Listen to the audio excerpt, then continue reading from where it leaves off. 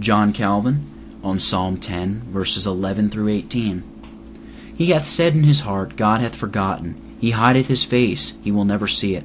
Arise, O Lord, O God, lift up thine hand, forget not the humble. Wherefore doth the wicked contemn God? He hath said in his heart, Thou wilt not require it. Thou hast seen it, for thou beholdest mischief and spite, to requite it with thy hand. The poor committeth himself unto thee. Thou art the helper of the fatherless. Break thou the arm of the wicked, and the evil man. Seek out his wickedness, till thou find none. The Lord is king forever and ever. The heathen are perished out of his land. O Lord, thou hast heard the desire of the humble. Thou wilt prepare their heart. Thou wilt cause thine ear to hear, to judge the fatherless and the oppressed, that the man of the earth may no more oppress. He says to himself, God has forgotten. He covers his face and never sees. The ungodly, when all things happen to them according to their wishes, form such a judgment of their prosperity as to persuade themselves that God is in a manner bound or obliged to them. Whence it comes to pass that they live in a state of constant security, because they do not reflect that after God has long exercised patience toward them, they will undergo a solemn reckoning, and that their condemnation will be the more terrible, the greater the long-suffering of God. Why does the wicked man revile God? It is, indeed, superfluous to bring arguments before God for the purpose of persuading him to grant us what we ask. But still he permits us to make use of them and to speak to him in prayer as familiarly as a son speaks to an earthly father.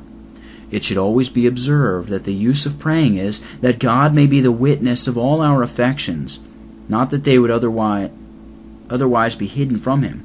But when we pour out our hearts before him, our cares are hereby greatly lightened, and our confidence of obtaining our requests increases.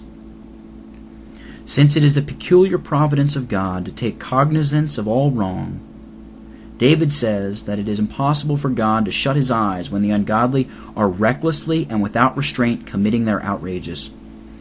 The Lord is king forever and ever.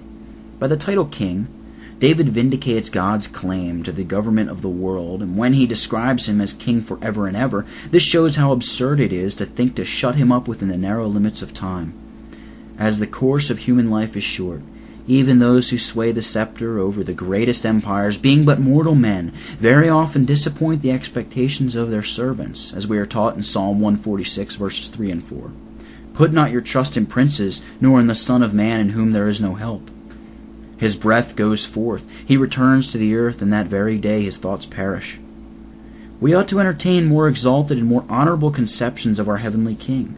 For although he does not immediately execute his judgments, yet he has always the full and perfect power of doing so. He reigns not for himself in particular. It is for us that he reigns forever and ever.